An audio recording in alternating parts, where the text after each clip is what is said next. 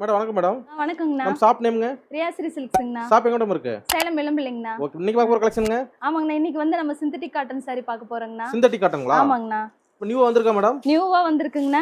ஃபுல்லா உங்களுக்கு இந்த பேரட் டிசைன் வரும். கிராண்டா இருக்கு. பார்டர் உங்களுக்கு பாத்தீங்கன்னா ஜரி பார்டர் மாதிரி வந்துருங்க. Original cotton madam? Synthetic cotton. இது வந்து பாருங்க பல்லு.